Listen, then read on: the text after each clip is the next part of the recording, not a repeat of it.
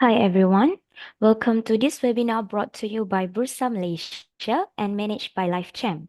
My name is Nazura and I will be the moderator for today's session. Our title today is Financial Health Check Mastering the Art of Analyzing Company Statements. When it comes to investing, understanding a company's financial health is crucial. Knowing how to read and analyze financial statements can give you a clear picture of a company's true well being. It is essential to identify the key indicators that reveal whether the company is thriving or facing challenges. So today, we are honored to have Ms. Pauline Yong to share her expertise on how to interpret financial statements. Sorry. Before we proceed, allow me to make a short disclaimer. Please be reminded that everything that is shared in this session is mainly for educational purposes, and by no way we are providing you advice to buy or sell any securities. You are solely liable if you make any investment decision. Now, allow me to briefly introduce our esteemed speaker for today. She is none other than Miss Pauline Yong. Miss Pauline is the CEO of Sigma Wealth Sdn Bhd. She is also a certified financial planner and a licensed financial planner with Securities Commission license, CMSRL, and Bank Negara license financial advisor representative FAR. Miss Pauline is a best-selling author, having published 6 books on investment and financial planning. Her insightful articles have appeared in various financial magazines, including Personal Money and Money Compass. With that being said, let us warmly welcome Miss Pauline Yong to the floor. Good day, Miss Pauline Yong. How are you today? Hello. Yeah, I good hope you are morning, doing well. Nazira. Hello. Thank you for the introduction. Hi, everyone. Welcome. Good morning. Welcome to today's webinar. Okay, so shall I share my screen? Yes. Okay, so let me share my screen. So this is today's topic, financial health check. Okay, mastering the art of analyzing company statements. So this is what we're going to do today. We're going to look at the company statements. There are 3 of them. We have income statement, balance sheet, as well as cash flow statements. So besides looking at the financial statements, we are also looking at how to analyze a company by looking at the industry. So I will mostly focus on the numbers today, as well as some of the factors, like external factors as well. Okay, so in order to get the best out of today's session, it would be good if you to take note of the sources that I'm showing you later. Okay, because some of the sources, like for example, where to find the annual reports, where to find the financial statements, and where to find this and that. So those are the links on the website. So take note of all those links. Okay. And then, okay, so let me start. So this is today's agenda. So we're going to look at the components of the financial statements and analyze the financial key ratios, and to interpret the financial statements trends. So we have to look at the past figures and then compare to the current figures. So I will show you a few cases later whereby you will see that some of the companies, the earnings, they are progressing in a very, very rapidly manner. Okay, and some of the earnings or revenue is declining over the years. So then you know that those revenue that is declining over the years could be a sunset industry, right? Okay, then we will also look at the company financial performance with industry averages and peers. And finally, we will have the ETS session, whereby I will show you the live demonstration of the Bursa Malaysia stocks online, whereby you can have a virtual trading account and then you can start to trade virtually. Okay, so that will be the last part. All right. So before I proceed, right, how many of you have not started investing? How many of you have not started investing? Anybody here, you are new in the stock market and then you want to learn more, but you haven't started? Anybody not started investing? You can raise your hand or you can say me. Okay, I see some me here. Okay, good. All right. I think many of you have started, right? And some of you probably just started maybe last year. Okay, and then maybe some of you just started this year. Nowadays, it's very easy to open the trading account. You can approach any of the securities firm, and then you just open the trading account. You can even open a trading account online as well. There are many sources. Okay, so let me, if you have any questions, feel free to write in the chat board or in the Q&A session there. Okay. So when we talk about value investing, right? A lot of the time people will link to Warren Buffett. Okay. Now I'm not going to play this video, but however, I'm going to share with you this YouTube link. Okay, so this is the YouTube link.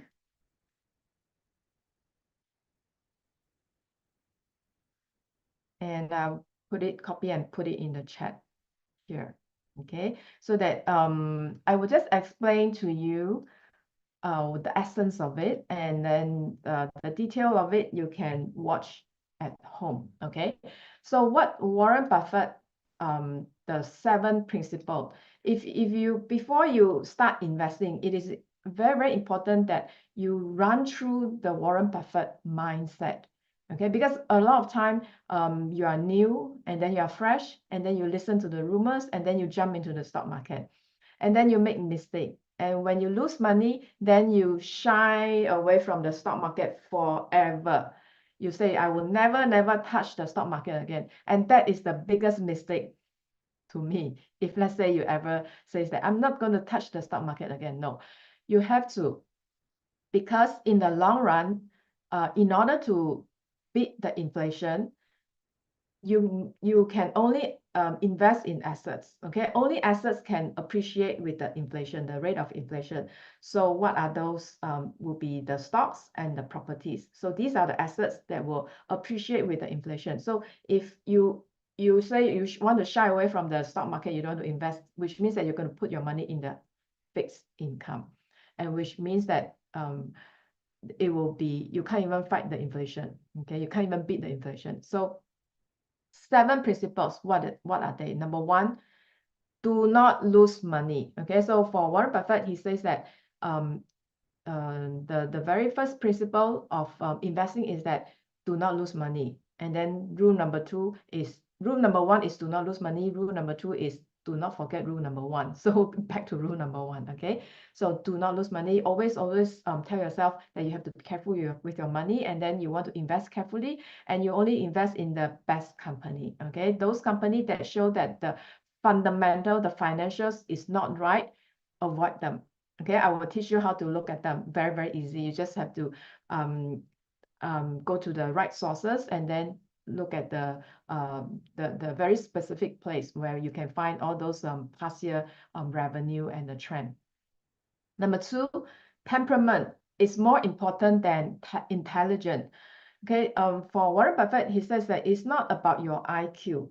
You can have a top IQ in the world, but then you do not have the EQ. The EQ is to manage your emotion. So if let's say you can analyze the stocks very well, but however, you do not have the EQ to avoid listening to rumors, because sometimes when we see that there are some noise, such as certainly the US stock market has a crash, and then everybody was selling. For example, on the August 4th in Busan, Malaysia, we lost 74 points on one day. So a lot of people, they started to panic. Okay, when you see that the stock market lose, our Busan Malaysia lose 74 points, which is equivalent to about 6% on one day, that is a big drop, and many people started to go panic. And then when you go panic, you started to sell your shares, even though some of the shares are fundamental shares that you intended to keep for a longer term, but because you got panic and then you sold your shares. So then that means that you are not steady enough. So when Warren Buffett said temperament means that you are emotion has to be steady. Okay, you try not to be influenced by the noise so much. Okay, so that is number 2, principle number 2. Number 3, focus on the business, not on the share price. Very often people look at the share price. So for example, I was asking some of the audience, I said that let's say you are given 10K and you are given 10K and then you want to invest in the utility stocks. So then I have 2 options for you. Either you invest in TNB or you invest in Malakoff. Okay, TNB is about 14 ringgit and then Malakoff is about 90 cents. So how many of you will invest in, which one would you go? August 5th, yeah, thanks. Which one will you invest? TNB or Malakoff? Okay, good. Deploy cash that day, all right. Okay, so all of you are expert here. Okay, so sometimes when I ask this question, right, I will get answer as in oh, they want to invest in the one with the 90 cents stock, not the one with the 14 ringgit stocks, because 90 cents is cheaper to them. So they focus on the price, okay? But luckily you guys are not focusing on the price. You guys are focusing on the value, okay, on the fundamental. And if you were to look at the fundamental, you see that the good fundamental, their PE ratio is very reasonable, around 20 or 20 plus, or not more than 30. But those that are not so good fundamental, their PE ratio could be very, very high, or they don't even have a PE ratio. Under what situation they don't have a PE ratio? Does anybody know? Under what kind of a situation you see the column in the PE ratio there is a blank? Okay, yes, when you're losing money, rugi, yeah, correct. So if the company is not even earning money, then how to calculate the PE ratio, right? You do not have the earning per share there. So so that is why for a value investor, you focus on the value, not on the price. Okay. Number 4, turn out the noise. So Warren Buffett, he lived in Omaha for a long, long time, and then he doesn't like. People ask him, why don't you move to the Wall Street where you are closer to the stock market? He said he doesn't like the noise. Okay, because when I'm living in, if I were to live in the Wall Street, I probably would be a lot poorer than what I am. So meaning that when you are having too much of a noise, you get nervous, and then you get emotional, and then we ended up making the wrong decisions. And then number 5, find your circle of competence. So this, what it means is that when you are investing, there are so many sectors, 13 sectors in the Busan, Malaysia. You have consumer, industrial, oil and gas, telecommunication, utilities, REITs, banks. So there are 13 of it, okay? Constructions, properties, so many. So you are not the expert in all of them. Okay, definitely you cannot be the expert in all of them. So then how do you select the stocks? So you find your own niche and your own strength. So for example, you are working in the technology sectors, or you are working in a telecommunication sector, or you are working in a bank. Okay, so if you are working in a certain industry, then perhaps you know that industry the best. Okay, so which means that if you are working in a bank, then probably you know that which bank is the best. And if you are working in the telecommunication industry, probably you know that which telecommunication stock is the best, company is the best. Okay, because you know the industry well, so you can see the strength and the weaknesses in each of those players. So if let's say you are not familiar with the oil and gas, and then people ask you to buy the oil and gas, then you have to be careful. So in order to buy the oil and gas, you have to be doing your own research about these companies, and then only you can make the decision. Okay, so you have to be investing in those stocks that you are familiar with. Okay, then number 6, wait for the right pitch. You choose when to swing. What it means is that there are a lot of opportunities day in, day out. Every day there are a lot of recommendation or stock tips given to you. So you don't have to swing whenever there is a ball come to you. You don't have to swing. You can choose when to swing. So whenever there are so many stock tips coming to you, you just choose your own pitch, and then you just swing accordingly. So meaning that among all these stocks that are given to me, I will have to screen through them, filter them, and then just to see that their fundamental is good, then only I will pitch, I will swing, I will buy. Okay. So number 7 is that value investing is simple but not easy. So if you look at the rules there, do not lose money. Focus on the industry, not the price, and then do not listen to the noise and all this. These are all very simple principle, but it is difficult to follow. Okay, not easy to follow. A lot of time you know what is right, but then when it comes to investing, you get emotional and then you get carried away with the surrounding. Okay, when the people are doing this, you just follow. Okay, so these 7 rules are important for any beginners or even some experienced investor, important as well. Okay, next. So now let's take a look at the 3 financial statements here. So number 1 is the so you have income statement, balance sheet, and cash flow statement. Okay, can anybody tell me, as an investor, okay, so let's say we have investors, as an investors, which one of these to you do you think will have more impact on the share price, on the stock price?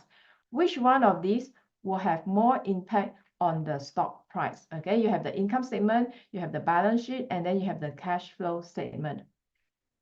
Okay, let's say you are the investor. Okay, which one of these? You can type your answer in the chat. Okay. Oh, I see that. Okay, I see about half. Okay, half of you say cash flow, half of you say income statement, and of course, all are important. Okay, but which one is more impact? The most impact, like straight away, it will impact on the share price. Okay, straight away, when the figure come out, straight away, it will impact on the share price. Right away, immediately, when the figure come out. Okay, so when I say that, then I started to see more people giving me the right answer. Okay, yes, the answer is income statement. Why? Okay, quarterly, yes, correct. Okay, so the income statement is giving you the answer for the earning per share. Correct or not? Because every quarter, the company will give announcement on their earnings, okay, on their revenue, on their earnings. So people, and this earning per share, okay, for those of you who are new, what does earning per share means? So earning per share means that your net profit, okay, your net profit divided by number of shares, okay, number of shares. So given the net profit figure, then you divide it by the number of shares, and then that will give you the earnings per share. And this earning per share is for you to calculate what? To calculate the PE ratio, right? And this PE ratio is the price over the earning per share, correct? So every quarter, this figure keep changing. Change. Every time when there's a news, this figure, the expected earning per share also change. For example, suddenly last year, MyEG announced that they lost the government contract. The government didn't want to continue terminate the contract, but later they resume. Okay, but the thing is that they terminate. When the news came out, the expected earning per share will drop. Then the share price will drop. Okay. 2 days ago, Gamuda announced that they had 4 point something billion of a contract won awarded by the Taiwanese government.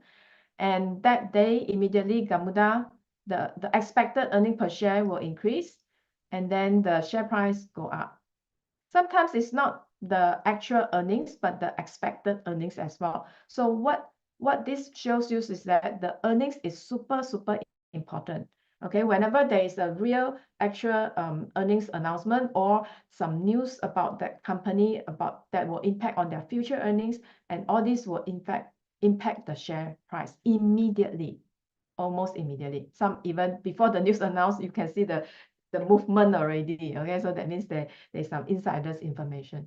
So all these are telling us that the investors focus on the profit. Okay, let's say you are the bankers. Okay, if you are the bankers, you are thinking of whether do you want to lend the money. Okay, if you're the banker, you want to see whether you want to give loan to this company, then which one would you go for it? If you are the banker, which one is more important to you? Balance sheet. Okay, probably balance sheet will be more important to you because you need to see the balance sheet, see whether they have too much debt or not, whether the debt equity is still conducive to borrow money. Then only they'll look at their cash flow statement. So they look at the balance sheet first, the debt equity ratio first, then only they look at their cash flow statement. Okay, so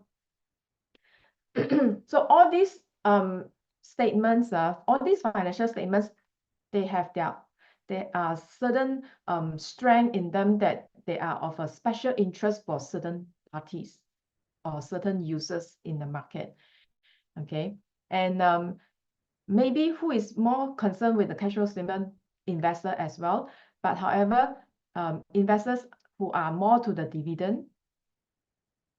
Okay, if let's say you are the dividend kind of a person, then you probably will focus on their cash flow statement. Okay, because dividend person means that you don't look at the price, you don't care whether today up or down. You just focus on, do I have the dividends or not? Correct or not? So if let's say you are the dividend type of investor, then you focus on the cash flow, because the cash flow will tell you whether you have enough money to pay the dividends. Okay, for the REITs, okay, the REITs, number one is the balance sheet, because the REITs, they are looking at whether you're having debt or debt equity, whether it's healthy or not. So that's looking at the balance sheet. But also people are looking at the cash flow, because REITs are also the dividend stocks. So for REITs, you will have to look at the cash flow statements for the dividends. Okay. Share price over the earning per share. Yes, correct. So PE ratio is your current share price divided by earning per share. Correct. Okay. All right. So let's go on. So in order to help some of the audience here who are new to the stock market, you probably have not seen a financial statement before. Okay, so if you are some of those who haven't seen, you are from the engineering background or you are from the IT background, so probably you haven't seen a financial statement. Okay. So when you look at this financial statement, you see that there are revenue, and then there are some minus the cost, and then you see that there is a profit. Okay, profit means that your revenue minus your cost, and they give you the profit. So then this profit, you have before tax and after tax. So when we want to calculate the earning per share, it has to be the net profit after tax. Okay, the final profit figure. So that is the most important, net profit. Okay, because this one will determine the earnings per share. Okay, so, and sometimes you see that the earning per share, the figure here, you have basic earning per share and diluted earning per share. So what's the difference? Basic earning per share means that the net profit figure divided by the number of shares give you the basic earning per share. Okay, but what does diluted means? Diluted means is that, no, it's not after tax. Diluted means that your number of share expanded or increased because of the ESOPs, because of the corporate exercise, such as rights issues and things like that. Okay, so sometimes you have ESOPs. employee stock option. So if you have ESOPs, then you see that the number of shares increase. So then your net profit is being diluted by a larger number of shares. Understand? Okay. So then that is the income statement. Next, we look into the balance sheet. So the balance sheet, we are looking at the position, okay, the financial position of a company, whereby basically in a layman term, it will be net worth. Okay, so you're looking at the net worth of the company. Okay, so I'll bracket here net worth. So what does net worth means? Net worth means that your net worth of the company, which means that your total assets minus your total liability become your net worth. Okay, so that is your net worth. Means that you will have to find, for example, people ask you, how much assets do you have? What is your net worth, personal net worth? Then you try to figure out, oh, how do I have a house? What assets do I have? Do I have a car?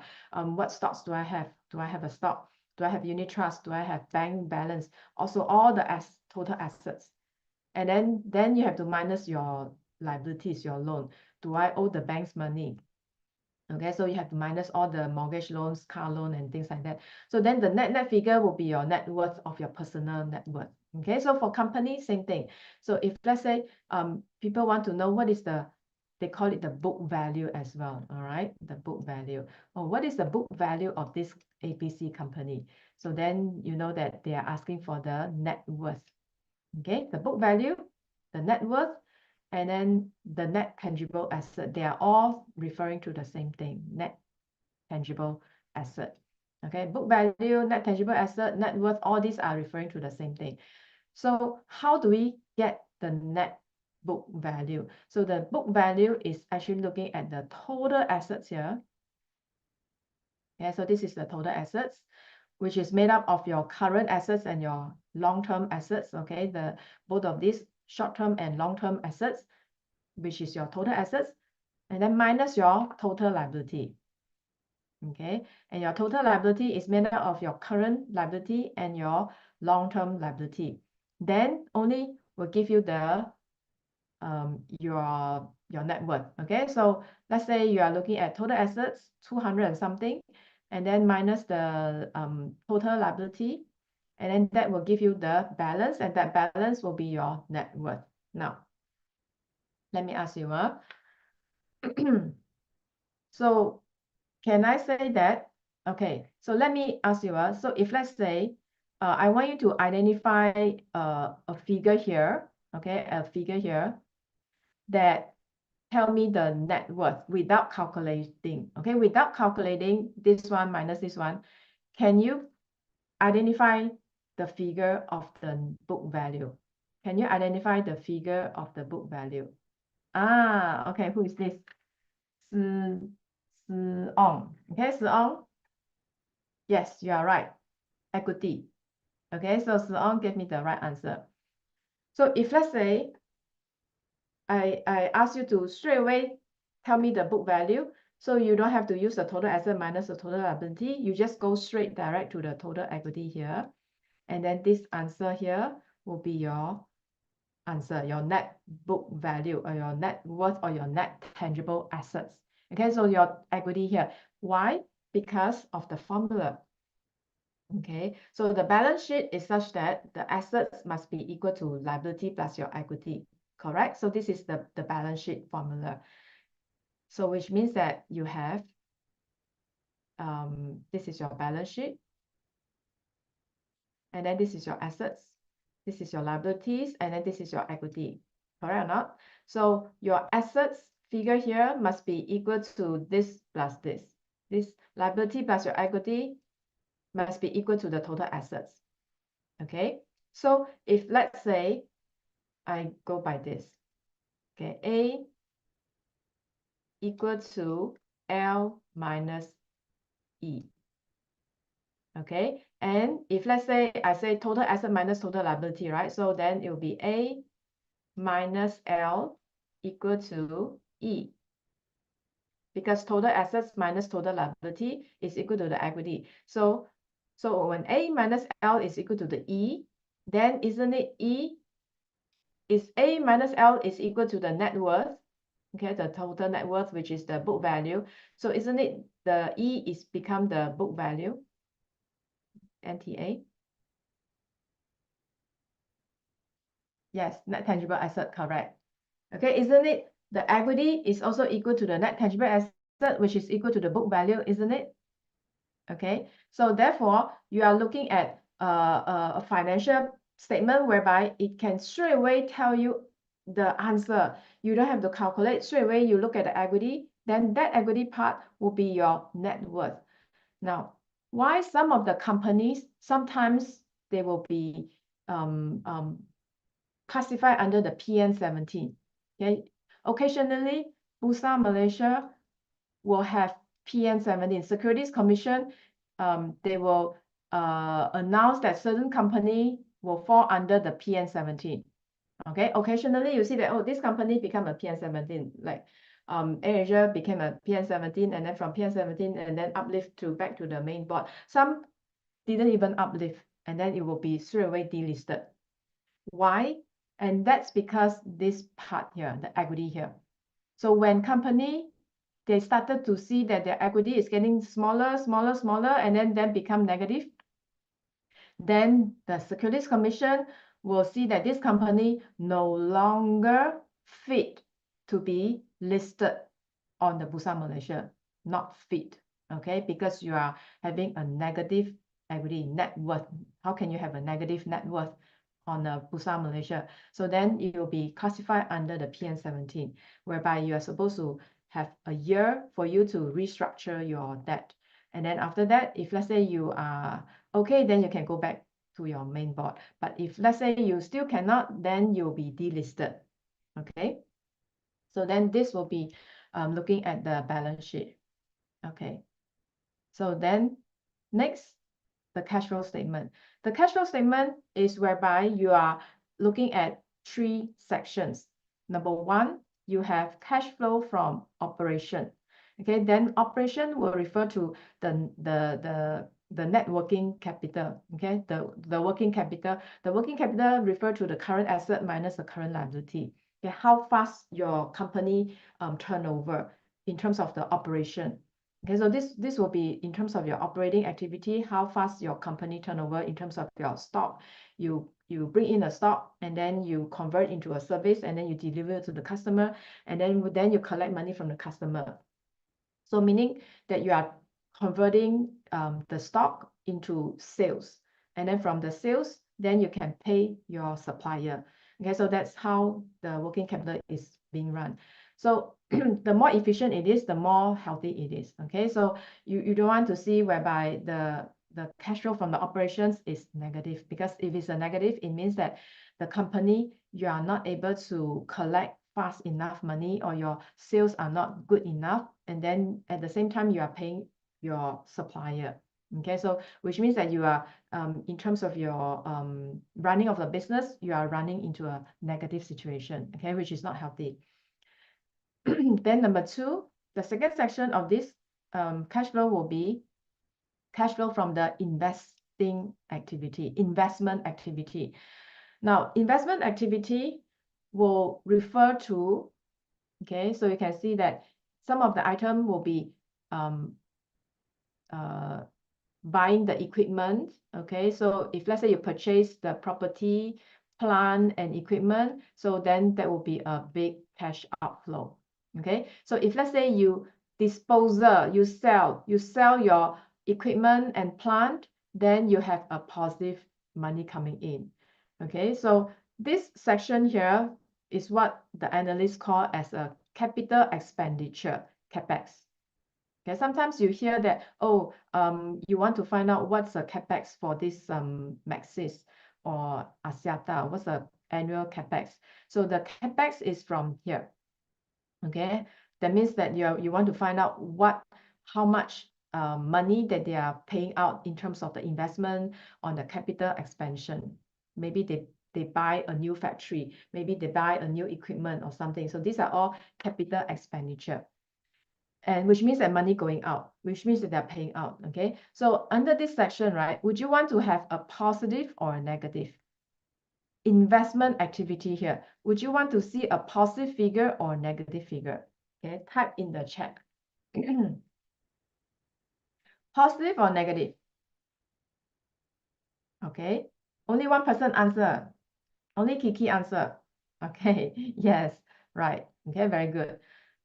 Yes, correct. Okay, so here we want to see, if you are a healthy company, we want to see a negative figure, which means that you are expanding. Okay, we don't want you to sell your property or sell your land in order to cover your operating expenses. We do not want.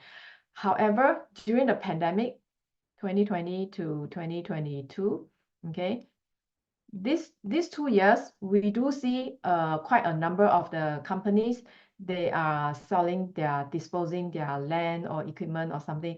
They want to get cash to cover their operating expenses, because during the pandemic, the business was affected. Okay, so they have to sell something in order to cover their operating expenses. But that one is understandable. But after that, then we do not want to see that anymore. Okay.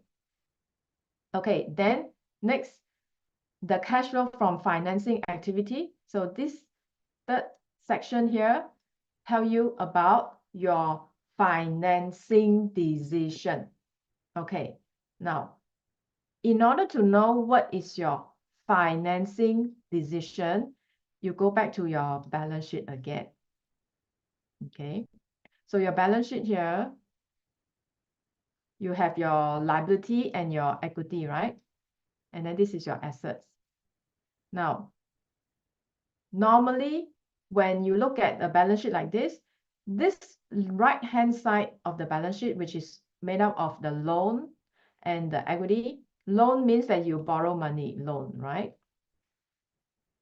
And then the equity means your own money, your shareholders' money, your own money. Okay, or your capital. Okay, so when you are looking the sources of financing, sources. Okay, when you are looking at the sources of financing, which is your own money, okay, you are looking at how to raise funds, how to raise money, then the only two options for you will be either you borrow money or you come up with your own money, shareholders' money. Okay, either you borrow money or you come up with the shareholders' money. So therefore, exactly when people are looking at the financing activity, we are looking at either you are borrowing money or repaying money, something to do with the loan, or you are having a corporate exercise. You are having a rights issues, or you are preference share or whatever. You are getting money from the shareholders. Okay, so these two will be grouped under this financing activity. Now, when you are borrowing money, okay, borrow money, when you borrow money, it will be positive cash flow because the money coming in. So it will be positive cash flow. And then when you are paying down the loan, that means you want to pay down the loan, then it will be negative. Okay, so tell me, financing activity, would you want to see a positive figure or a negative figure? Financing activity, would you want to have a positive figure or a negative figure? More answer? City? Very good. Okay. Yes, correct. Okay, another item here is a very, very important for the, just now I said dividend investors are very, very concerned about the cash flow statement, right? So where is it? It's here. Okay. The financing activity, the first item here is dividend payout. The dividend payout will be under the financing activity, whereby it will be money going out. So it will be a big negative. So if you are a dividend stocks, okay, you have dividend stocks like banks and utilities and all these consumers, okay, you probably most likely you will see that you have a negative in the financing activity, because this is the part whereby you give out a lot of dividends. So this one for investors, they want to see negative. So you have positive here and then two negatives here. Then you are considered a healthy company. Okay, so which means that you are looking at a company whereby you are able to generate enough of a cash flow from your operation side, because your operation is your day-to-day business running, okay, day-to-day business running. So you are able to generate enough money from the day-to-day business running, and then to give dividend to the shareholder, and then to give investment to expand your business, so that you can derive more money, generate more money. Okay, so a healthy company, you should be able to see this. Generate as much money from the operation, and then to give out dividend to the shareholder, and then to invest in the plant and machinery. Okay. However, under special conditions such as the pandemic, then you will see that you will have negative figure from here. Because of the pandemic, you have negative figure from the operation, and then you will have positive figure from these two sections, positive, because you need to borrow more money to finance your operation, or you need to sell your land in order to finance your operation. Okay, so that is under like a recession time. Okay, so it's different. So you have to see if under normal situation the company is doing that, that means something is wrong. Okay, it has to be under special situation, but not the normal situation. Okay, understand? Okay. You mean this one, cash flow from the operation? Okay. Okay, free cash flow. Free cash flow is a formula whereby you have to use the EBIT. There's a formula, EBIT plus depreciation minus the net working, increase in the net working capital, and then there's a range of the formula. You have to apply the formula, and the free cash flow is for people to apply into the discounting cash flow method for valuation method. Okay, so today we are not going into the valuation method. We are just focusing on the financial statements. So we focus back to the financial statements here. Okay. Okay. So do you have any questions on this? Is it these slides? Okay, if you have any questions, you can ask me. You can type in the chat. Okay, to do before I proceed further. Okay. So next, let's take a look at analyzing the financial ratio. So there are different category. Okay, we have the liquidity ratios, we have the solvency ratio, and then the most important is operating. Yes, because that operating cash flow is for you to generate enough of a cash flow to give dividends, okay, to expand your business. So that operating cash flow is the most important. Yes, you must see a positive there, then you can have a negative in the other two sections. Okay. Okay, so then we look into the liquidity ratios and solvency. Liquidity is looking at how fast, how efficient the company, whether it is healthy with a healthy networking, with the working capital healthy or not. Okay, so later we will look at this. So this liquidity ratio, we are looking at the current ratio, whereby it's the current asset divided by the current liability. Okay, the cash flow ratio is the cash over the current liability. So all these ratio financial, right? So where can you find? Okay, so I'm going to bring you to some of the website here. Okay, there are a few websites that I want to introduce to you. The first one is called Bursa Marketplace. Okay, so I give you the link. So this is the Bursa Marketplace.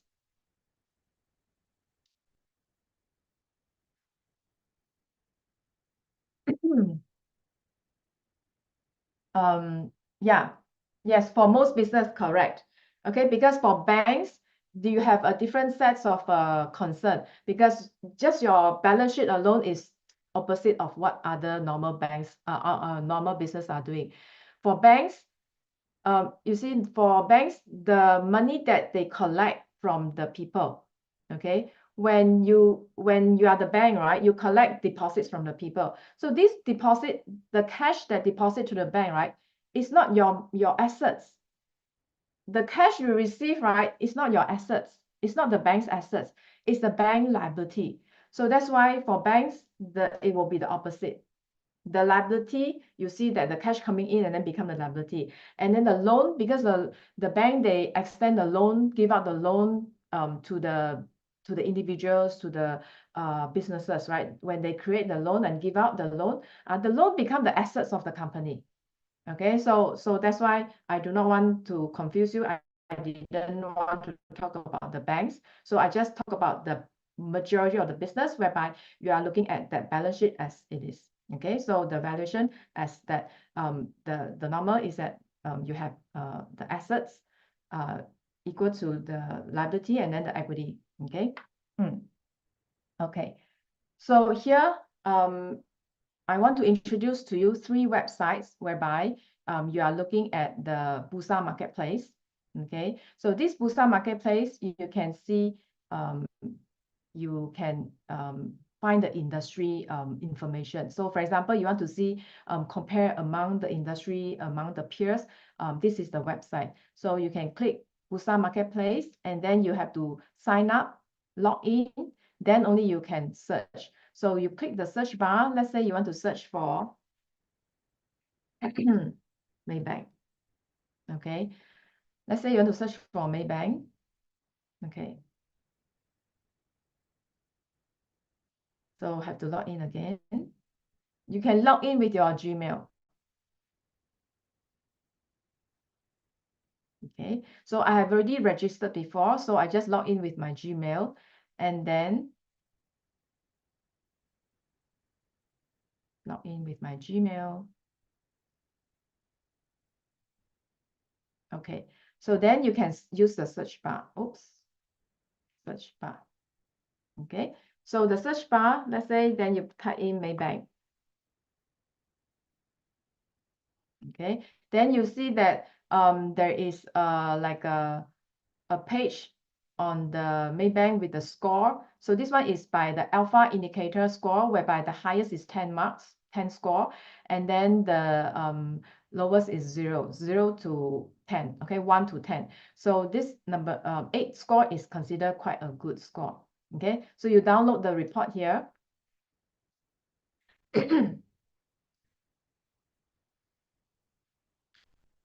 So you can see that here we are looking at the Maybank. And then, although this report is a bit outdated, it's August 2nd, okay? But however, we can see the industry information here. Okay, so this is the industry information whereby we can see the banks, all the banks. Sometimes you may not include all the banks, but majority of the players will be here. And you can compare them among the peers. Okay, so for example, you see that for these various banks, you can compare according to their market cap, according to their performance, their price performance return, according to their PE ratio. You have the trailing and the forward. Trailing means the rolling 4-quarter. Okay, the rolling 4-quarter earning per share, meaning that each quarter they announce the earning per share, and then they have to subsequently add 3 more quarters in front so that you have 1, 2, 3, 4. You have 4 quarters, rolling 4 quarters to make up to 1 year. Okay, because every time when there's a new earnings announcement, then that quarterly earning per share have to be added together with the previous 3 quarters earning per share, then to make up 4 rolling quarters earning per share. So then that will give you the latest, okay, latest PE ratio. So this is the trailing PE ratio. And then you have the forward PE ratio. The forward PE ratio is based on the forward forecast or future forecast of the earning per share. And this earning per share forecast of the earning per share normally will be done by the research analysts in the various fund houses, research houses. Okay, so the research analysts will have to forecast the future 12 months target earnings, and then they will calculate the forward PE ratio. Okay, so you see, normally the forward PE is supposed to be lower than the trailing PE. Okay, supposed to be lower. Okay, then you can see the dividend. yield, okay, how much of a dividends that the investors are getting, and then the net profit margin. Okay, and this net profit margin will be the net profit after the tax. Okay, net profit. Okay, so here, so we are looking at a comparison. If you do see across here, you can see the comparison, and then you can see that among these, which one has the lowest PE ratio, which one has the highest dividend yield, and which one has the highest net profit margin. So from here, you can see their development. I mean, their performance. Okay. Okay. Another website I want to introduce is this website. This website is the i3 Investor. Okay, i3 Investor. You under here you can see that you have Malaysia and then Australia, all this. So particularly, I find that Malaysia and United States, these two are worth for you to save the pages. Okay, Malaysia has a lot of information which I'm going to show you later about the trend. Okay, the profit trend, the revenue trend. And United States, this one also for the stocks as well. Okay, so this one I will show you later. So the third website, this one I think you guys will know this. Okay, so I will put it here. Okay, then the third website that I want to share with you is the Yahoo Finance website. Okay, Yahoo Finance website, it has the balance sheet. Okay, under the financial here. Okay, under the financial here, you will see that you have income statement, balance sheet, and cash flow statement. Okay, which you can't find in the other two websites. Okay, so each of these websites, they have their own special function. So for example, if you want to know the details about the balance sheet, the income statement, and the cash flow statement, you come to the Yahoo Finance. So if let's say you want to know about the trend, like 10 years revenue trend, 10 years dividend trend, okay, you want to know the 10-year trend, you come to the i3 Investors. For Bursa Marketplace, if let's say you want to know the industry, okay, you want to compare, you want to make comparison with the industry, you come to the Bursa Marketplace. Okay, so then you have this three website, save it. Okay, save it because you're gonna use it very often. As long as you want to research on a certain Bursa Malaysia stocks, you can always refer to these three websites. Okay, of course there are other websites, but then today I just want to focus on these three because these three, I think you get a lot of information. Okay. Okay. Then just now we were looking at the current ratio, right? So the current ratio, you have to look at the balance sheet here. Okay, you click the balance sheet. And then you click the total asset, the drop down button, you click it.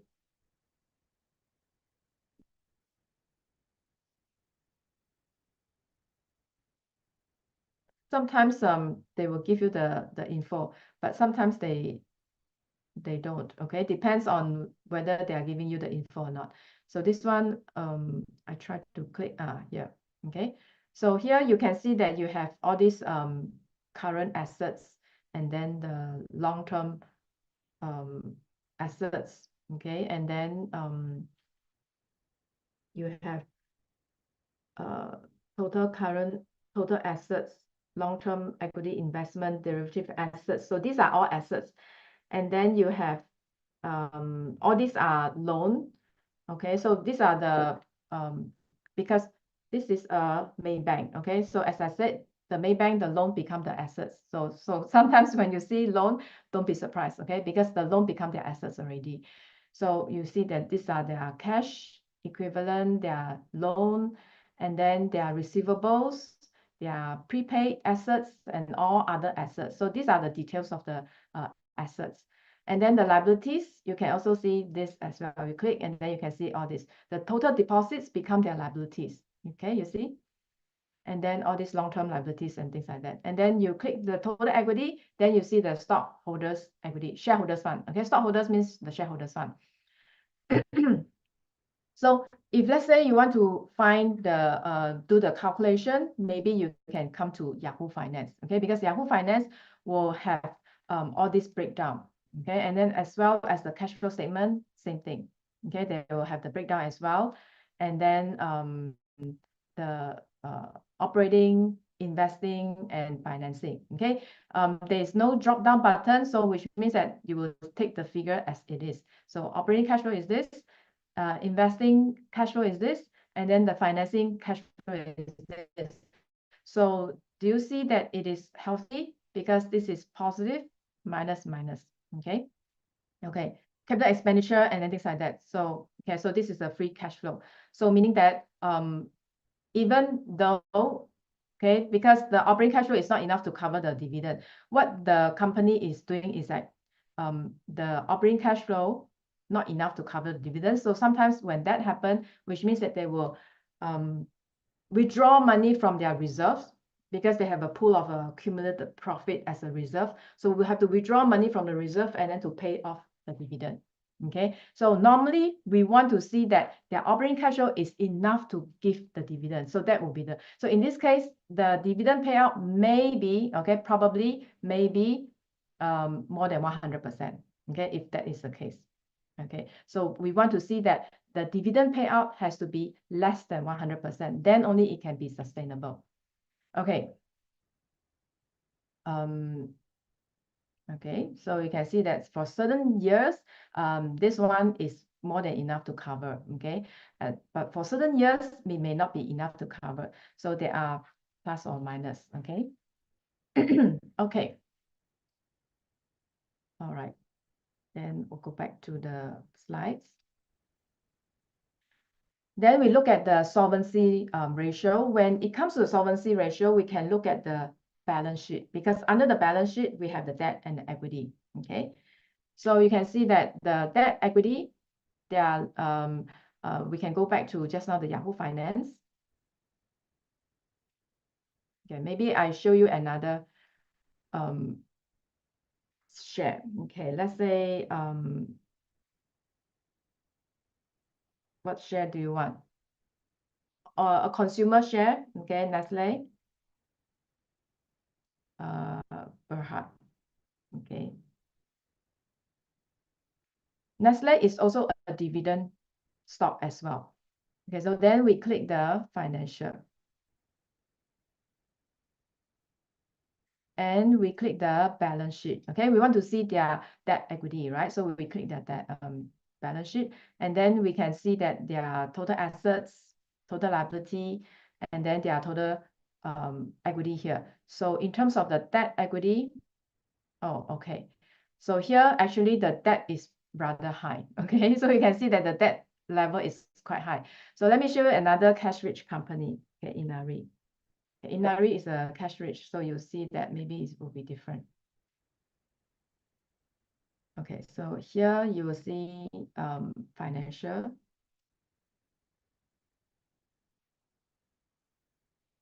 Okay, balance sheet.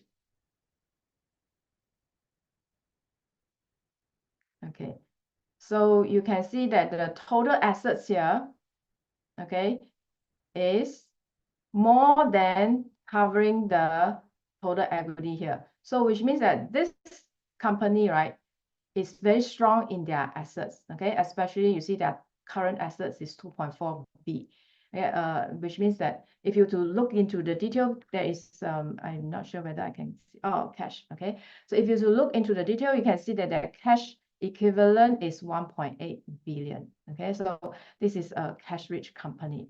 So from here, you can see the more detail about the company. But if let's say you want to see from the i3 investors, you can, but it will be more like a summarized version. Okay, so for example, so this one is the NVIDIA. Okay, so you can see that under the financial here, you have summary, okay, and then the quarter. Okay, so normally for this, you can look at the overview first.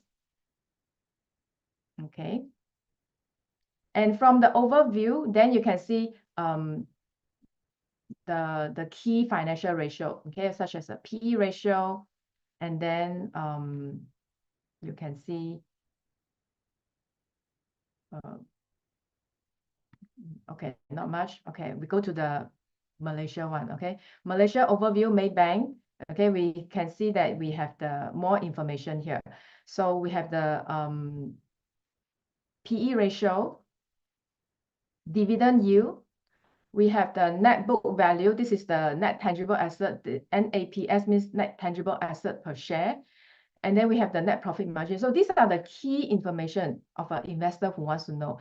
So from here straight away, you know that, oh, this company, the PE ratio is only 13, okay? And then the dividend yield is so good, it's 5.6. And the current net book value is 7.88, which is more or less same, not too far away from the current 10 ringgit, okay? So which means that this company is quite reasonable in terms of their valuation, okay? So this overview here, you can have more information, okay? And okay. Okay, so let me go back.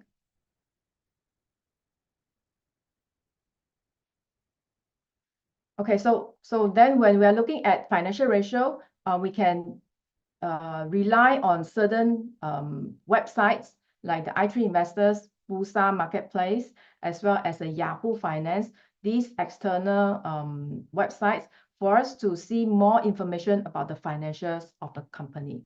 If let's say you are the kind of person whereby you want to download the annual reports or the income statements, okay, so there's a place for you to download that as well.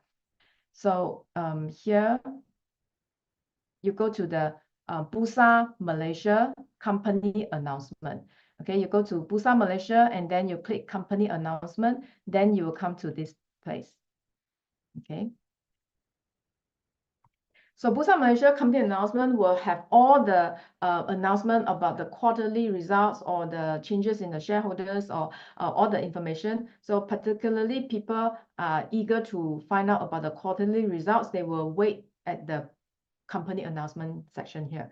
Okay, so for example, you know that let's say Top Glove is going to announce the earnings today after 5 p.m. So then you have to stand by here and then to keep on refreshing the Top Glove page and then just to see the announcement here. Okay, so you have to do, if let's say they're announcing at 12 p.m. Time, then you have to stand by and then you keep refreshing and then until you see the announcement coming up. Okay, so this place is for you to extract the annual reports, and then you want to download, you can download from here. Or another way to get the annual reports is by Google. Okay, for example, you can say Gamuda annual reports. Okay, then you will see that it will link you direct to the website of Gamuda annual reports. Okay. Yeah, correct. The company website, yes. So here you can see direct, you can download. Okay, you download, and then you can see. Okay, it will take some time, but anyway, you know where to get the information. Okay, so I repeat, if let's say you want to gain access to the annual reports, then you can go to Bursa Malaysia website, company announcement. Okay, you click the company announcement on the homepage, and then you can search for the information, or you go to Google search, direct search. Okay, you just type in the company name, annual reports, and then it will link you direct to the website of the main company. Okay. From where the peer report, you mean this one, Bursa Marketplace? You mean this one? This one is from Bursa Marketplace. Okay, so you see under the Bursa Malaysia website, you have the main Bursa Malaysia website, whereby your company announcement, everything will be in here, Bursa Malaysia. Okay, then you have the Bursa Marketplace. So Bursa Marketplace is for you to find all the reports here. Okay, you can download the reports, or you can go to the research here, and then you have other people's analyst report as well. Okay, you search the research here, and then you have all these other analyst report. Okay, so this Bursa Marketplace is for report. And then you have Bursa Anywhere. Okay, Bursa Anywhere is for you to know your CDS account information. And then you have the Bursa Academy. So later on, at the end of the session, I will bring you to the Bursa Academy, particularly the simulator, the stock simulator, whereby you can see how the actual Bursa Malaysia is being simulated on this platform. Okay, whereby you have a virtual account, you'll be given 100,000 ringgit of virtual money, and then for you to buy stocks on the platform. Okay, so that is the Bursa Academy, which I'll come to this later. Okay, so there are a lot of information here. So particularly today, I will be focusing on the Bursa Marketplace and the Bursa Academy here. Transfer the share Bursa Anywhere. So this one, you can download the app. Okay, you download the app onto your mobile app, and then register account, upload your IC, and then you will see that all your CDS account will be appeared in this Bursa Market where Bursa Anywhere app. So meaning that if let's say you have opened 5 trading account with 5 different brokers, then all these 5 different CDS account will be listed on your Bursa Anywhere app. Because sometimes when you open an account, you forgot about it, and then you bought some shares, and then you forgot about it. So by doing this, then you can consolidate all your CDS account under one app. And then you can transfer the shares also. So meaning that when you see that, oh, this ABC broker is cheaper in terms of commission. So you want to transfer from one broker to another broker, you can use this Bursa Anywhere app. Okay, each transfer is 10 ringgit. For each stock, 10 ringgit. Okay, so it's very convenient. Okay, so let's go back. So these are the financial ratio, liquidity, solvency, profitability ratio, whereby you look at the profit margin, and then the valuation ratio, whereby you look at the pricing. Okay, valuation means the pricing, the price, whether now is it undervalued or overvalued. So these are all ratios that people are looking at. Okay, so particularly for this one will be the PE ratio, price to book ratio. Now, among these 4, right, 1, 2, 3, 4, okay, 1, 2, 3, 4, liquidity, meaning your current asset over your current liability. This one you want to be greater than 1. Okay. Solvency, debt over equity, this one you want to be less than 0.5. Okay. You have the liquidity, you have the solvency, you have the profitability. Okay, the net profit you want to be for certain industry lah, okay, 20%. Okay. So consumer banks 20%. Okay. But there are certain industry that are less than 10%, but then this is the profitability ratio, the net profit margin that you are concerned with. And then the valuation, which is the PE ratio. PE ratio less than 20 times. Okay. Also, different industry will have different average PE ratio, but in like for mostly general, it's less than 20 times. Okay. Okay. So if let's say you are the investor, okay, can you choose which one to you will matter you the most? Which means that if you are the investor, which one you will concern the most?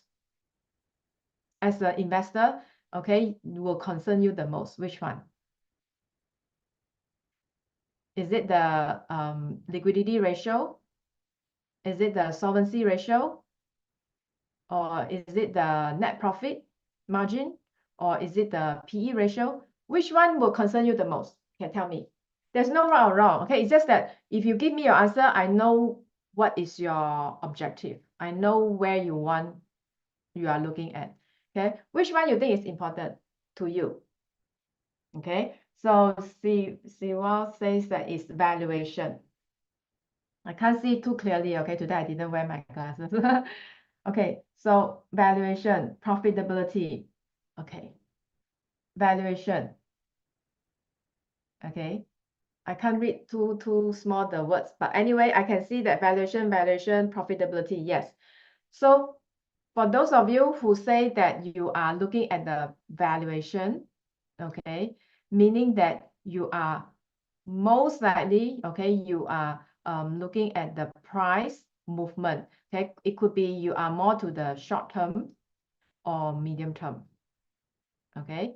So you are focusing on the short term or the medium term, whereby you want to make sure that the price that you buy is really low enough so that you can take advantage of the price gain. Okay, you are more to the price gain, okay, capital gain. Okay, you are more to the capital gain. For those of you who choose the profitability, right, you could be looking at your dividend. Okay, you are the dividend guy. Okay, you want to receive dividend. You want to make sure that this company is earning enough to pay you the dividends. Okay, so there is no right or wrong. It depends on what is your objective.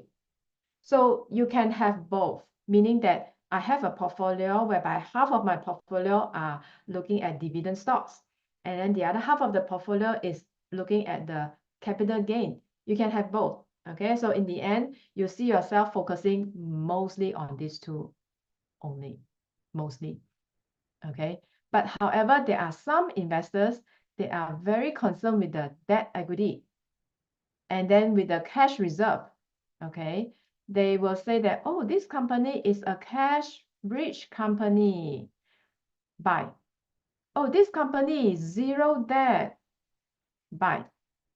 Okay, so some investors, they are very concerned about this. So then they will put this as their first priority, and then they will buy according to this preference. So I wouldn't say who is right or wrong. Okay, I wouldn't say whether this is correct or wrong. You have your own reason, you have your own objective. Probably because you think that when you are buying a company whereby the cash reserve is high or that they have no debt, it is very safe for them. Okay, so purely it's up to your judgment, because when you are the investors, you look at your strength and your own weakness, then you select the stocks that are suitable for you. Okay, for me, I will prefer to look at the profitability as well as the valuation. Okay, to me, the debt equity is not so important. Because why? Because we are operating in a low interest rate environment. The whole world is going to reduce the interest rate. Okay, so we are looking at a low interest rate environment. So I'm not too concerned with whether this company is having too much debt or no debt or whatever, not so concerned. Okay, in terms of the cash reserve, this could be due to probably you borrow a lot of money, okay, and then your cash reserve balloon to a figure. So to me, cash reserve, as long as the cash reserve is of a reasonable amount, okay, not too low, then it is reasonable. Okay, I'm not so concerned about the cash reserve. Okay, I'm more concerned is the profitability. Okay, the profitability, because the profitability measure the industry. Okay, tell you the information about the competition in the industry, whether this industry is competitive or not. If let's say it's very competitive, very difficult to earn money, then you see that your profitability ratio could be on the low side. And which means that your business model is based on volume, because you need to have a lot of volume, then only you can make the amount of money. Okay, so there's also no right or wrong, because there are certain industry whereby it is really based on volume. For example, the utility.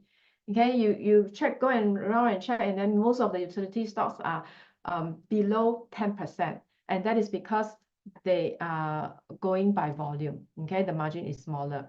Okay, and there are certain industry like banks and the consumer stocks, 20% is norm. Okay, so this 20% as a norm, probably they will give more dividends as well. Okay, but however, there are some company whereby their profitability ratio is high, but the dividend payout is small. Can you identify?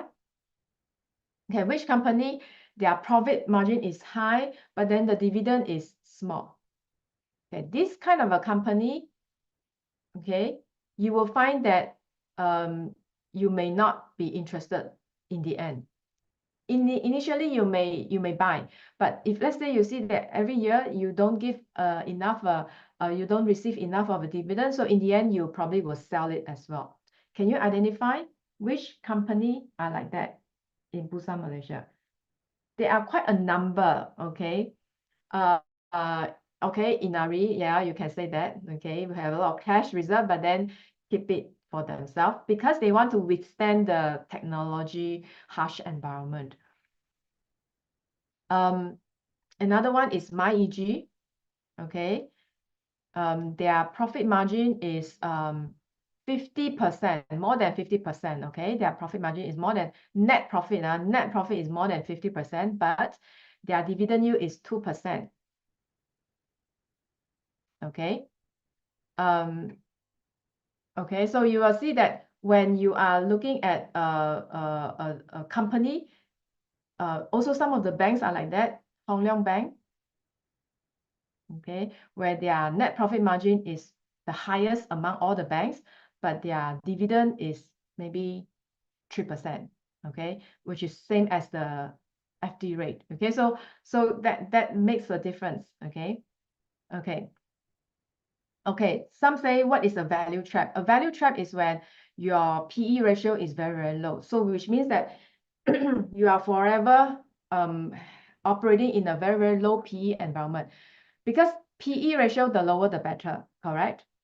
Okay, PE ratio means that the lower the better, means that your price over your earning per share, okay, whereby this earning per share is high, but then your price is low. So you are actually operating in a value trap. You are value stocks because you have low PE, but you are trapped in a situation whereby your price is not increasing. So you're undervalued, okay? You're undervalued, no doubt. From the PE ratio, you're undervalued, but your price doesn't go higher, okay? So what is the ideal PE? Depends on the industry. Consumer banks are less than 20, okay? Around 20. And for certain industry like technology, you see that technology, the norm is about 30, 40 currently, okay? 30, 40, which is high. To me, is high, okay? And then you have construction, okay? Construction, okay, let me tell you, last year, when I saw the construction company were all trading at below 10, I really like screaming like, oh, that is like below undervalue. Okay, construction stocks were below 10. Okay, now the construction stocks are 20, 30. Okay, so now the construction stocks are higher now. Okay, so which means that the valuation is not so attractive. Okay, but that's a sentiment in the market. The sentiment in the market such that they are willing to pay. They are willing to pay for that industry. So you can see that the PE ratio is on the high side, and that is the sentiment. It reflects the sentiment of the market. Okay. Okay. That small word I can only see management stingy, whatever. Okay, but the too detail I cannot see already. Okay, maybe the Nazura can help me to read. Okay, but anyway. All right. Okay. Next, we move on to the strength and the weaknesses. So the strength and the weaknesses, when looking at the company, we have to see their trend, okay? Their revenue growth trend, their earnings growth trend, and the market growth trend.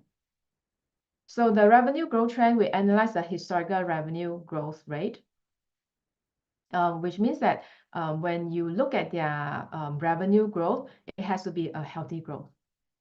Okay, later I will show you some case studies, and then you let me know, you tell me whether this company is healthy or not. Okay, And then only I will show you the figure first, then only I review you the stock name so that you don't have any bias.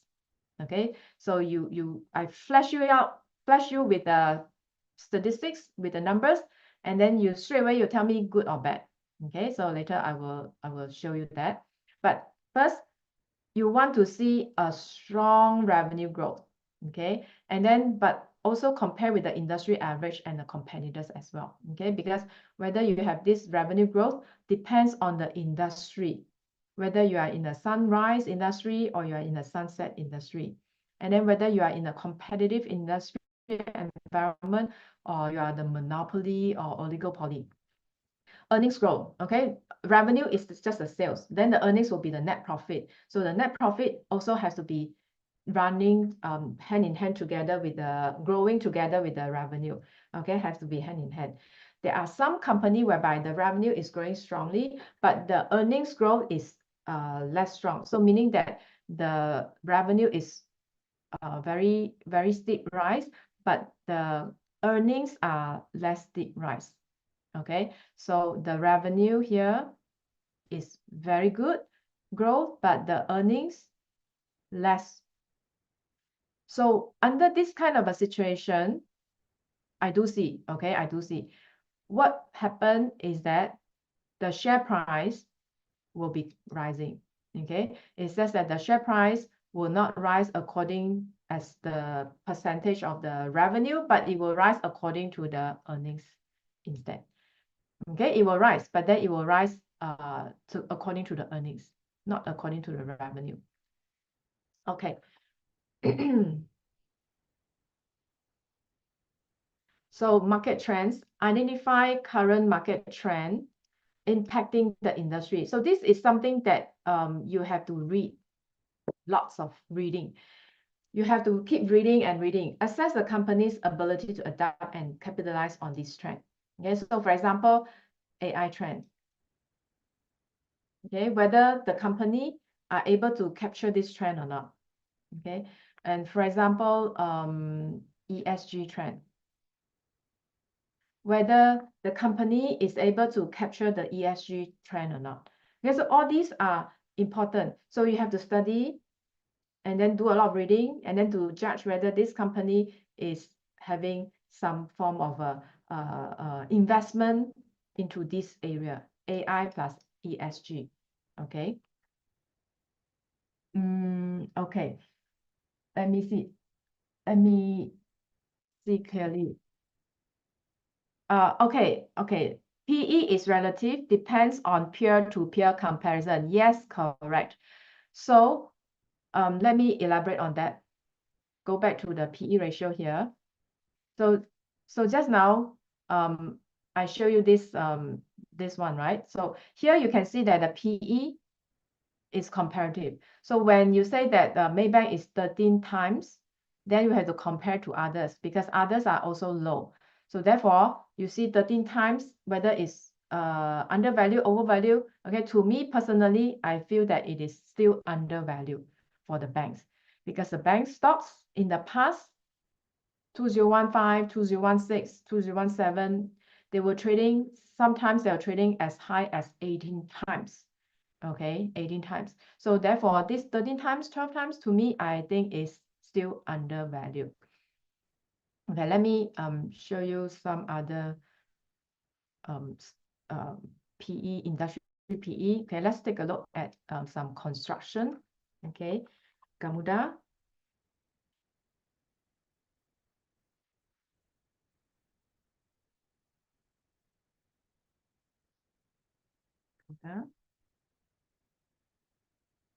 We can look at the construction, and then we can look at the technology. Okay, so that you can have a feel of comparatively, relatively. Okay, the meaning of relatively.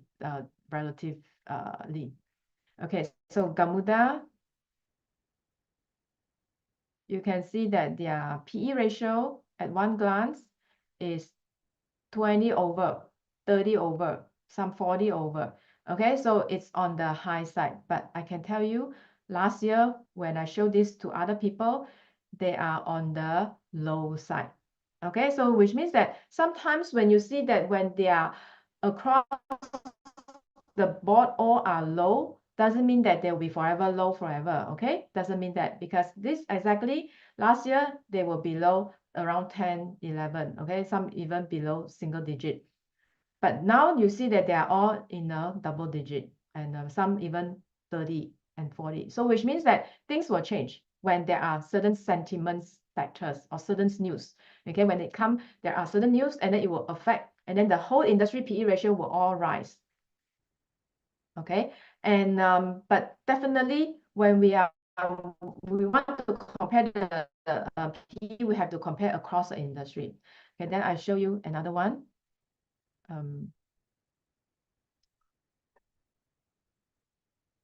Glove, top glove.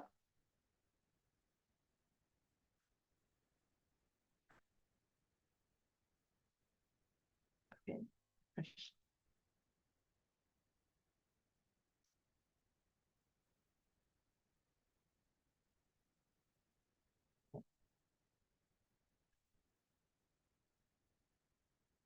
Download.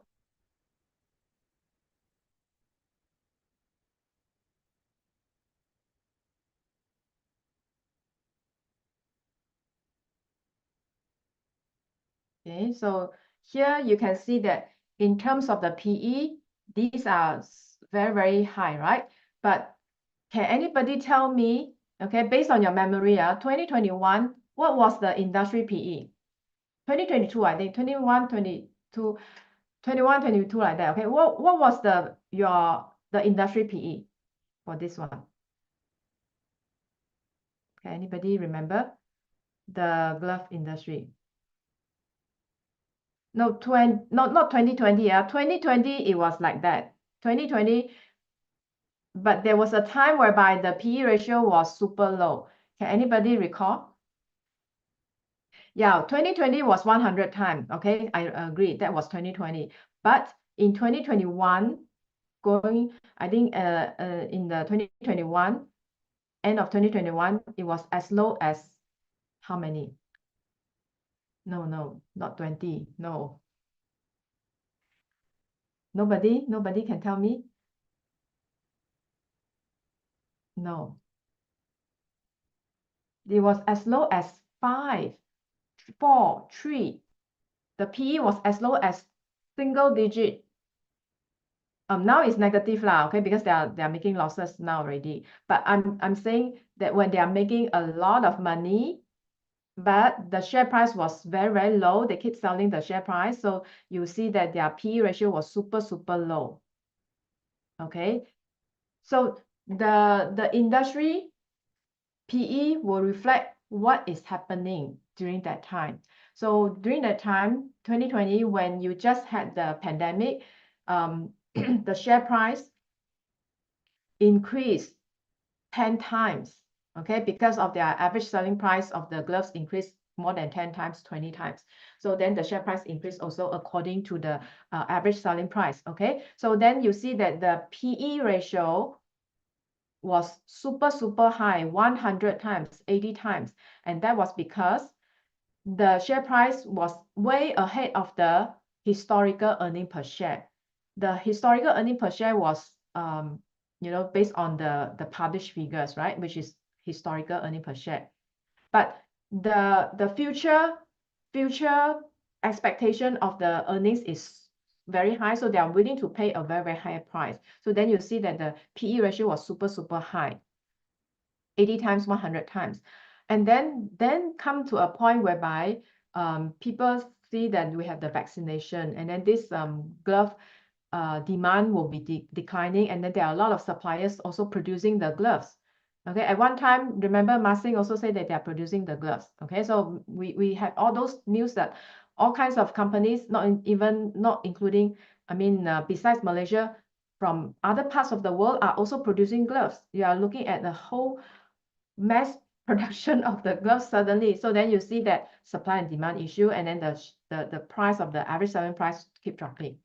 So then the share price keep dropping from, for example, top glove from 10 ringgit to 2 ringgit down to 1 ringgit.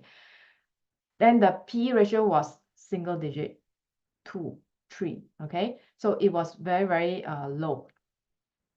So then people think that it was value. If you think that the PE ratio was like having 5 times of a PE ratio is a good value, then you have to think twice, because normally if the PE ratio is too low, it is also not a good news, because it means that the industry is having a problem. The investors are not willing to pay a high price despite the historical earning was good. The investors are not willing to pay a high price, so which means that the PE ratio is super low. Okay, so now you see that what happened is that the after the pandemic, right, because of oversupply and lack of demand, so you see many of these gloves companies are actually operating in a loss situation. So you don't even have a P ratio, and then even if you have the earnings, you have a very super high PE ratio, because your earning per share is super small. Okay, yeah. Okay, so this is what it means, okay.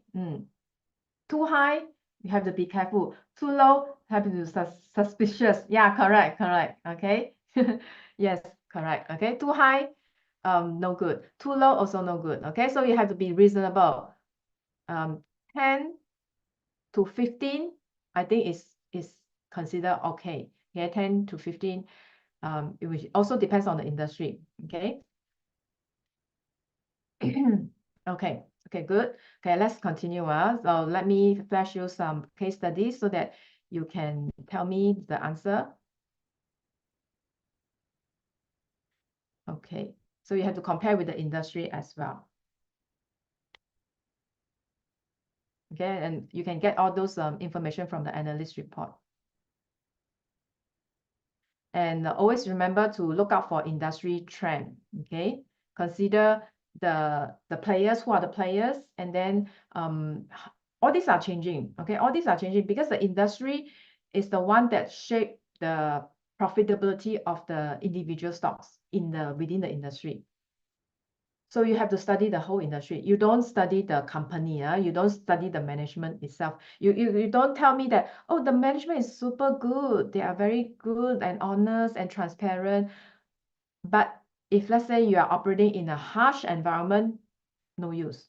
No matter how good your management is, you are no use. Okay, because you can't fight the environment. You can't fight what is happening in the world. You can only manage your own company, but you cannot fight what is happening in the world. So you have to learn how to adapt to it. And the adaptation will need time. Okay. So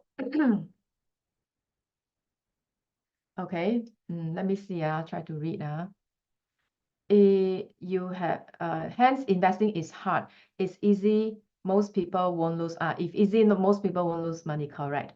Growth stocks like technology stocks have high PE. So how to justify buy or sell? Okay, so Steve, this one you be your own judgment. You make your own judgment. Personally, I don't buy. Okay, because if the PE ratio is too high, I don't buy unless the company is from either US or China. US or China tech company, I may buy. Okay, because these are the global world leader in terms of the technology company, and they are leading the technology world. So these are the leaders, maybe I will buy, even though the PE ratio are high. You get what I mean? So you have to make your own judgment. Okay, in the end, you are responsible for your own profit or loss. Okay. Okay, that's to the investor to justify the valuation. There's no clear cut. Yeah, correct. Because a lot of time, okay, if investment is so easy, right? Why not many people are like Warren Buffett? Why only a few people can be identified as successful as Warren Buffett? Why? And that is because when Warren Buffett see the industry, he has his own sets of thinking. Okay, just like when I see the industry, I have my own consideration, and then when the fund managers see, they have their own consideration, and then when another person see, they have their own consideration. So different people will have different perspective.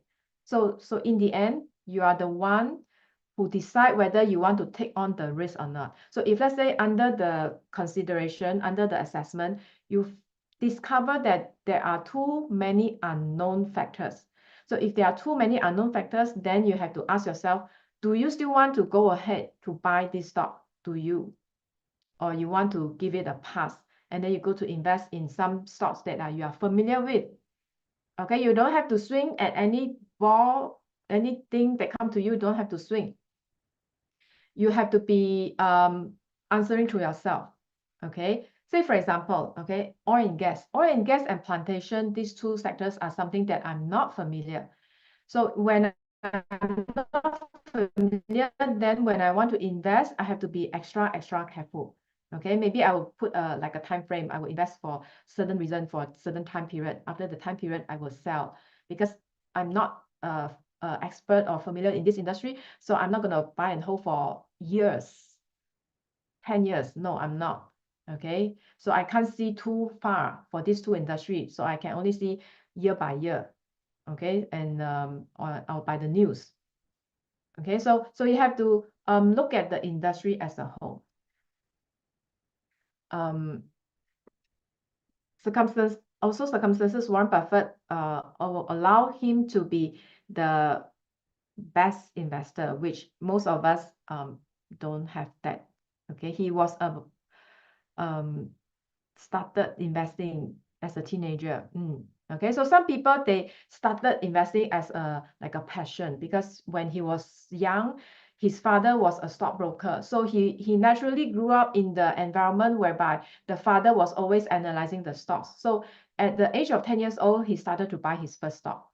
So some of you, whereby probably your parents can be a remisier or a fund manager, or so you are naturally growing up in that kind of an environment, then naturally you'll be more interested in the investing. So perhaps you probably will learn more when you are at an early age.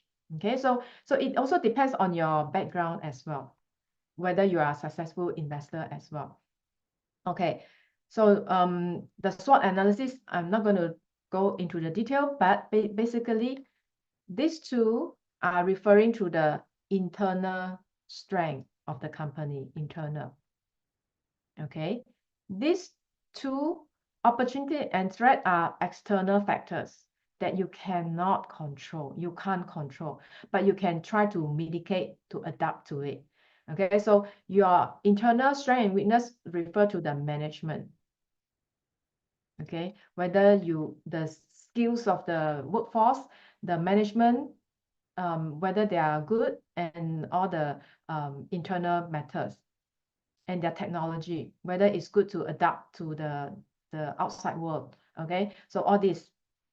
And then the external will be the factors. It could be the interest rate, it could be a macroeconomic factors, it could be your competitors that is coming right after you. For example, you produce a product, you think that you are having a competitive advantage, but one day another company come up with a better product. For example, BYD. Okay, for example, Tesla. Okay, we look at Tesla first. Tesla come up with a pure EV car. Okay. Oh, everybody was so crazy about Tesla, pure EV car, how nice. Okay, so then BYD come up with a plug-in hybrid.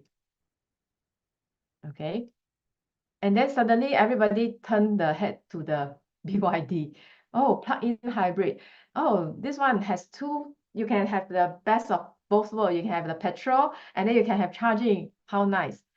Okay, so when you are enjoying your profit, okay, and you're enjoying the success of your product, then suddenly your competitors are coming up with another new product that is even perceived as better than your product. Then how would you feel? Okay, how are you going to compete with them? Okay, so these are the things that are happening beyond your ability to control. You can't control what other people invention. Okay, but what you can do is to mitigate. So for Tesla, I think if they can, they have to also come up with a PHEV car.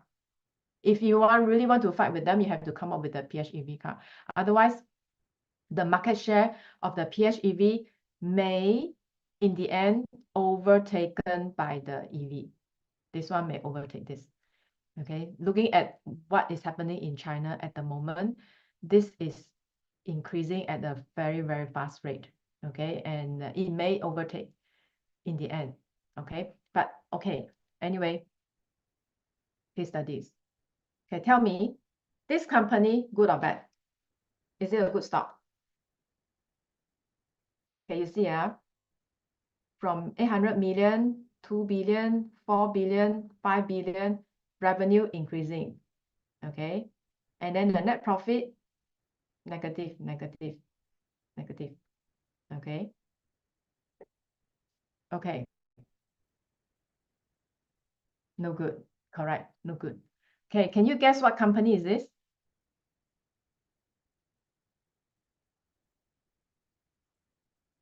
Okay. When I tell you the company, you may say, oh, I may have bought this stock. It is capital A, Asia. Okay, Asia. Okay. So next, this one. Okay, beginning 1.3, 1.4, 1.4. Okay, and then the revenue is also going higher. Okay, 800 to 1 billion. Okay, and then their net profit margin is super high. Good. Okay, what is this? Hong Leong Bank. Okay, it's a bank. Okay, next, this one. This one, 900 million, 2 billion, 1 billion, and then 500 million, 400 million, 500 million. And then the revenue last time 1 billion, now negative, and then 31 million. Okay or not? Aha, Eugene. Okay. Yes, yes, yes. Okay. Yes, it's a glove counter. This one is Hatta Lega. Okay, Hatta Lega. So you see, from the fundamental here, you can see straight away whether this is good or not. So it's very, very simple. So isn't it? It doesn't take you too much of your time. So before you invest, make sure you check their trend first. Okay, where do you find the trend? Okay, you go to the i3 investor here. Okay, and then you click the financial quarter. Okay, i3 investor, and then financial quarter, you click. Okay, then you will see the past 10 years revenue. So for example, this Maybank, from 8 billion revenue quarterly revenue to 11 billion to 13 billion to 14 billion to currently 17, 18 billion. Okay, and then their net profit from 1.6 billion, 2 billion to the currently 2.5 billion. Okay, so you see that their net profit do not grow as fast as the revenue grow. So that's why their share price didn't grow as fast as the revenue. Okay, their share price grow steadily, but not as fast as the revenue grow. Okay. I show you the another one. Okay, this one is the NVIDIA. Same thing, under the financial, you click the quarter, then you can see the past 10 years. But I think for US, this one is more than 10 years. It's all the way from 2007 to 2005, 20 years. Okay, so this one is 20 years. So you can see that 20 years ago, 18 years ago, they were having a quarterly revenue of 800 million, then slowly hitting 1B in 2014, 1B, 1B, all these 2017 still about 1B, 2B like that. Okay, can you guess how much is now? Now, can anybody guess how much is now? 1 quarter, how many billion of USD they are producing on a 3 months basis? Can anybody guess? Okay, you see, 2019, 23B, okay, 2023, 2024, you are now looking at 30 billion. Okay, 26B correct. Okay, so Eugene, you are right. 26 billion, 30 billion. The latest is 30 billion. Imagine you started with a 1B company and then now become 30B. So can anybody do a simple mathematics? That is how many times?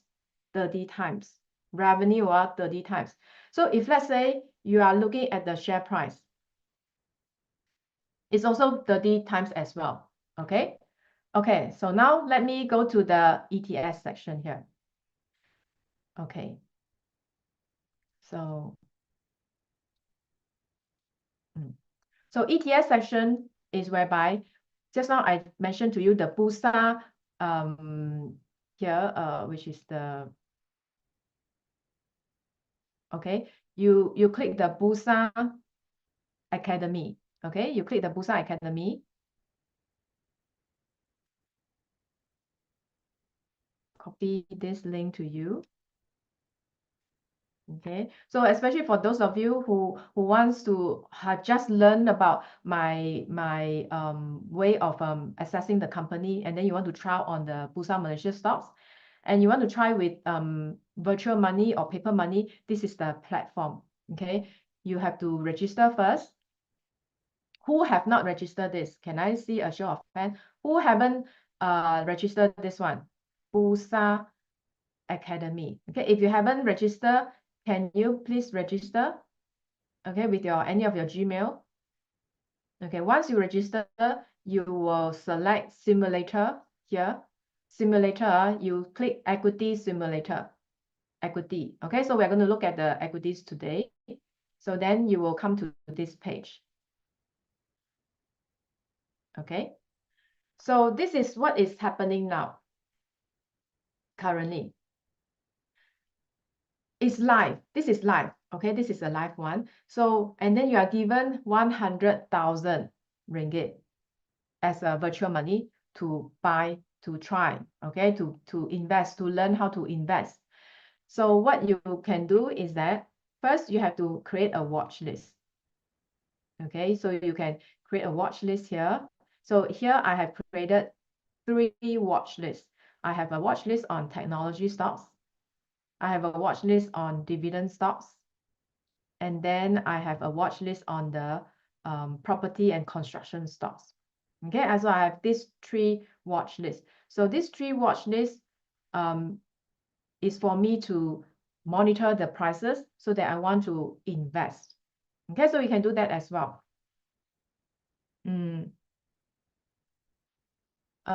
Yeah, looks like the Afin Huang, yeah. It's under P2P.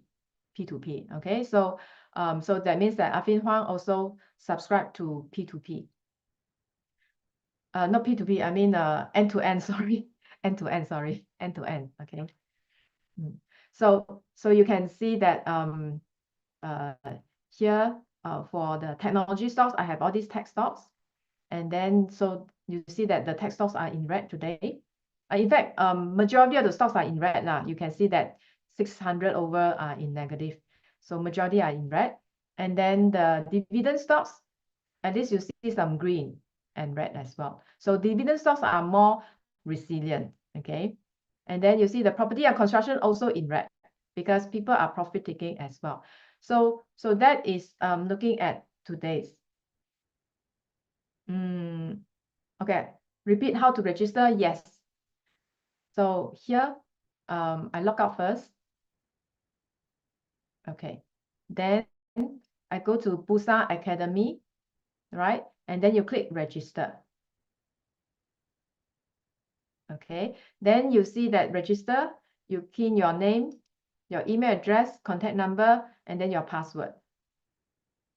And then you have to type the code here, 768. Well, your code will be your code. My code is this one. Okay, then you register. Okay, within a few seconds, then you can log in already. Understand? Okay, so this is a very, very useful website whereby anybody can try how to learn how to invest.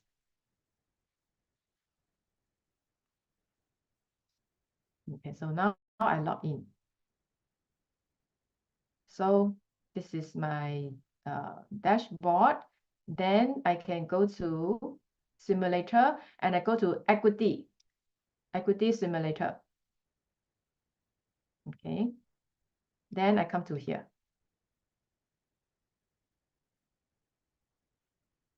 Okay. So because I already created the watch list before, so I just continue with the watch list. For what is the URL? What do you mean by URL? Because this is just a website. Okay, so you just have to go to Bursa Academy website. Oh, I see. Okay, then I have to go to here, Bursa Academy.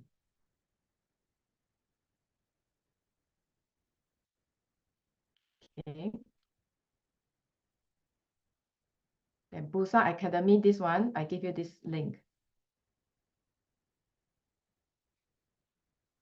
Okay, I give you this link. You click the link and then you click register. Okay.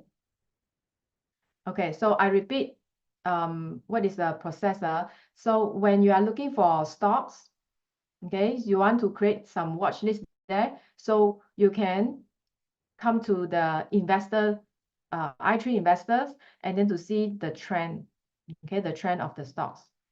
So for example, you are looking at Gamuda, then you click Gamuda, and you can see their overview here.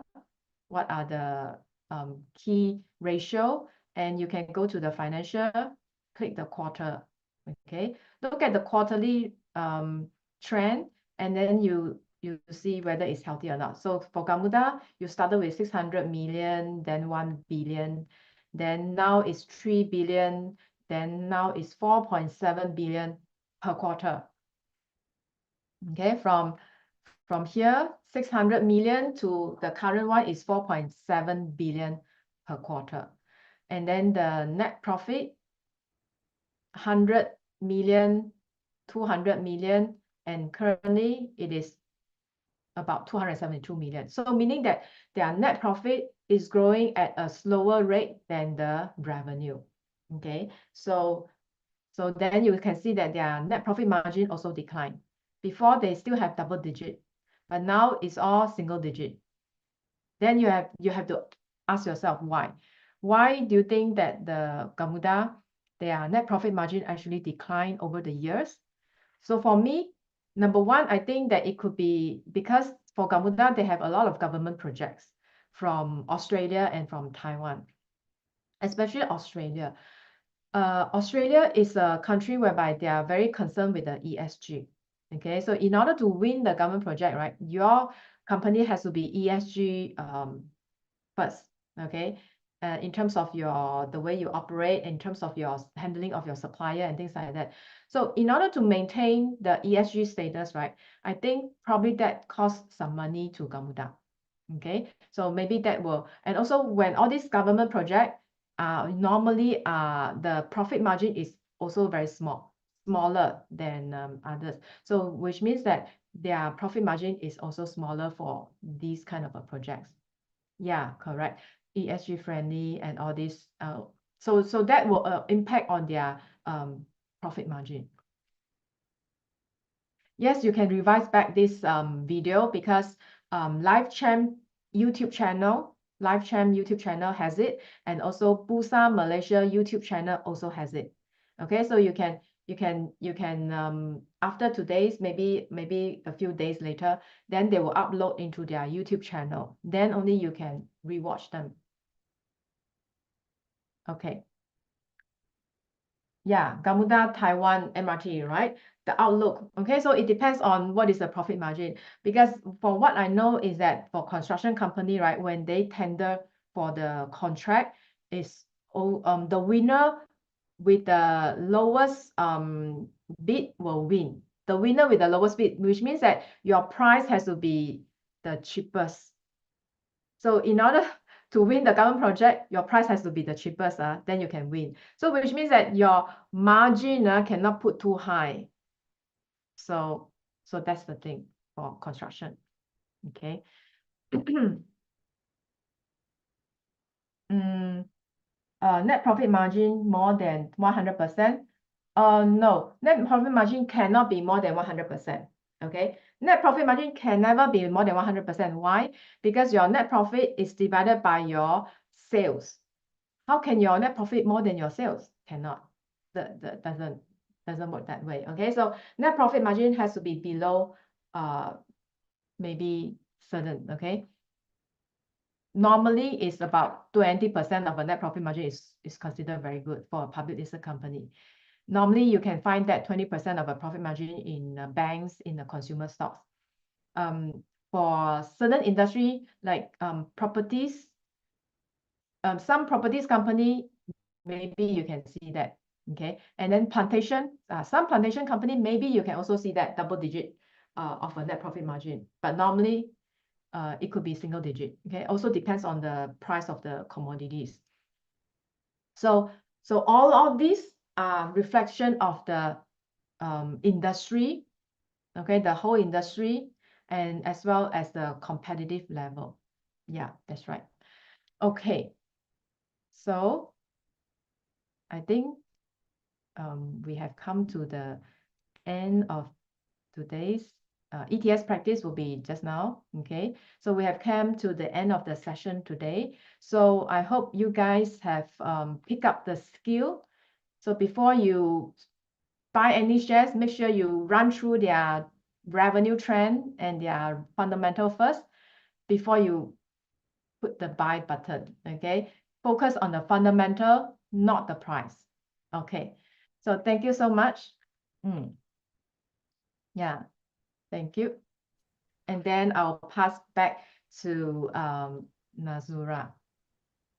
Okay, thank you, Miss Pauline Yong, for your invaluable insights and wonderful sharing with us earlier. We will now proceed to the Q&A session. I encourage all attendees to submit any questions you may have in the Q&A box so that Miss Pauline can address to your questions accordingly. But since we do not have much time left, we will just take one or two questions. Any other question? Because I suppose I have answered their questions also.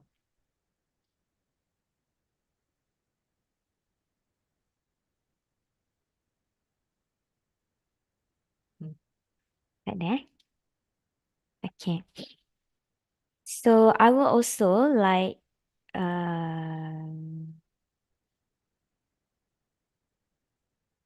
You want me to share my screen? no.